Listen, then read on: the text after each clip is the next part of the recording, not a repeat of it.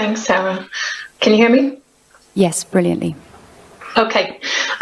So the title of the talk, as originally given, was about social science and HIV using methods and theory for maximum impact. And perhaps unsurprisingly, very much in line with much of what Kane and Gary have been talking about. What this talk has become is a recalibration, a reconceptualization, and a reimagining of our research engagements with stigma when it comes to HIV. I'd like to acknowledge Andy Guise and Faye Dennis for introducing me to several of the sources I'll be using today, and to all of the participants and organisers of a brilliant symposium that happened in April at King's College in London on recalibrating stigma.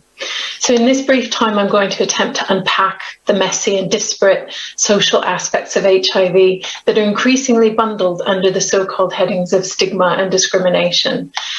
Along with many other social scientists, and with Kane and with Gary, we've all collaborated with NGOs, activists, medics, people living with HIV, and we've been working in this space for many decades. I myself have been involved for 26 years, and I'm reaching out to everyone today to slow down for a couple of minutes, which we don't often get to do, and consider. And I mean really consider what type of social science support would be sufficient for the final point that Kane has already pointed out in the well-rehearsed Getting to Zero mantra. The mantra that says by 2030, we will achieve zero HIV stigma and discrimination. We've been hearing about this since 2014. Many of us have been wrapped up in the intervening years in defining, measuring, evaluating, and monitoring the hell out of HIV stigma. It's what we're continually being expected to do by UNAIDS, by IAPAC, by many of our national governments, by lots of our local agencies, and by all of our HIV fast-track cities. But I'm going to be blunt today, and I'm going to ask myself, and I'm going to ask you too, to take a moment. When we take some time to reflect on our situatedness and often our privileges as researchers, as activists, as researchers alongside and within, in a set of global, national, regional and local discourses, is the work that we've been doing on HIV stigma really what we need to keep doing? Should we just continue measuring, assessing, describing and packaging HIV stigma in ways that these institutions expect of us? Or is doing so at this stage actually a means of maintaining what Holland and Williams, in their work from 2022, refer to as complicity as social scientists in the very systems of inequality that we are meant to be critically challenging? I cannot be the only one who internally bristles every time the UN or some other well-meaning entity trots out flagrantly individualized and apolitical definitions of HIV stigma like this one. Quote, HIV stigma refers to irrational or negative attitudes, behaviors, and judgments towards people living with or at risk of HIV. Too many of our current stigma measurement tools have a tendency to underscore definitions of stigma like this one that I've just read out that avoid structural inequalities and power dynamics. And yet, 2 full decades ago, Parker and Eggleton called on us to move away from individual level conceptualizations of stigma such as this one. And I'd like to believe that most of us with expertise in the social sciences are in agreement with their approach. And Gary's just rightly pointed out that our work is not without inspirational and radical human rights advocacy. But all too often, we find ourselves working in parallel contexts where rights abuses by powerful forces are abstracted away from the day-to-day stigma research that tends to maybe collate and assess felt and enacted stigma, that pretends that improved HIV knowledge and awareness is somehow going to magically dissipate stigma and discrimination. All 3 of us today in this session are underlining that abstraction of stigma away from its role in maintaining power cannot be allowed to flourish and continue. So is today the day that we start working hard to collectively resist devices and definitions and measurement indicators that frame HIV stigma around individualized experience. And how do we find ways to resist that framing?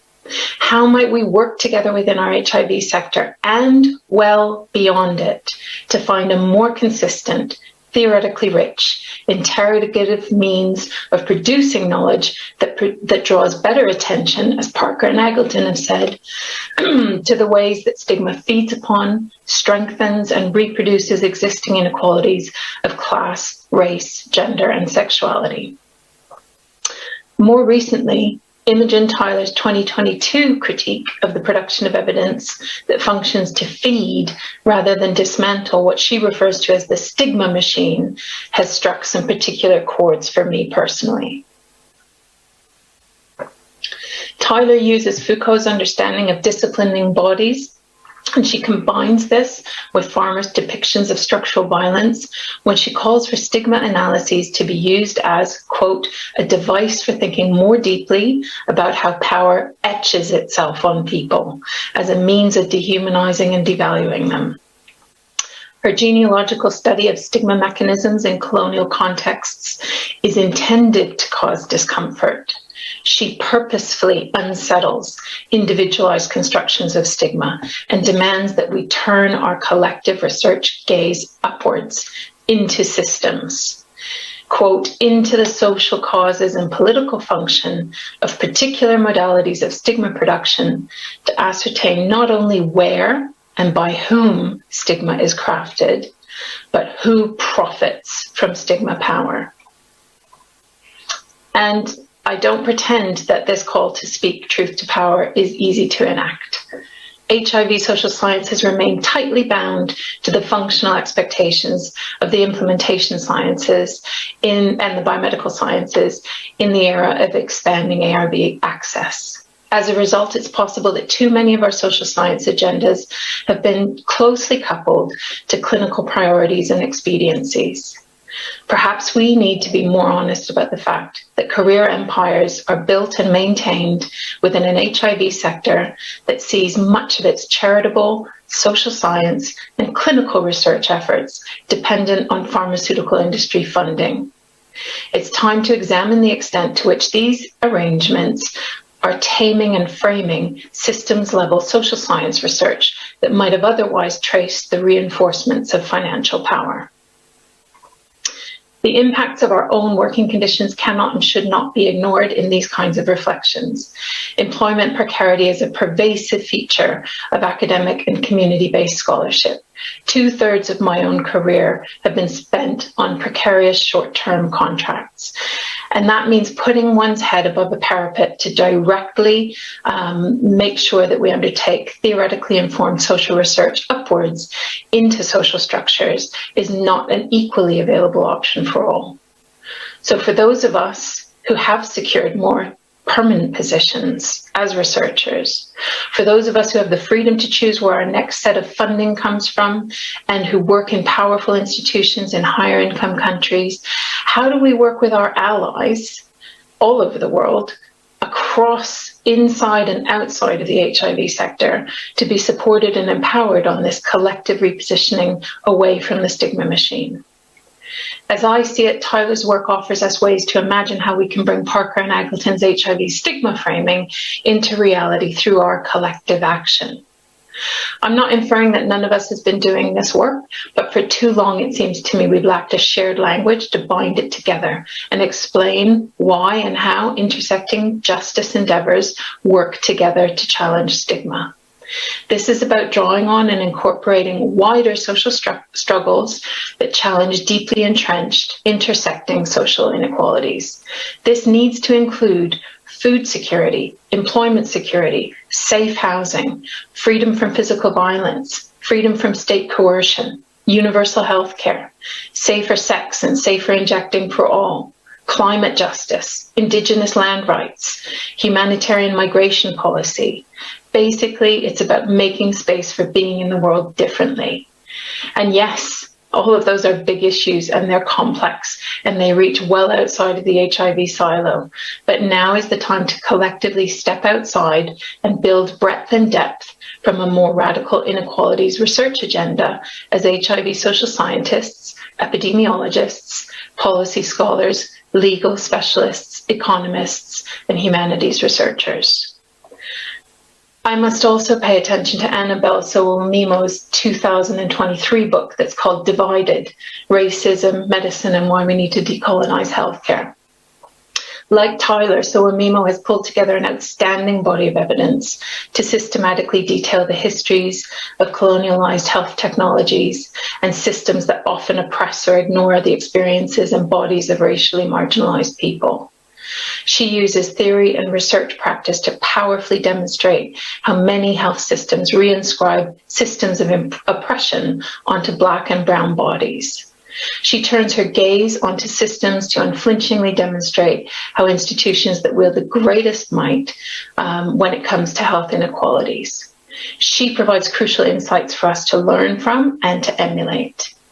And so just in closing, our world faces multiple crises, all overlapping and all stemming from globalized, liberalized capital, which is itself rooted in maintaining social inequality.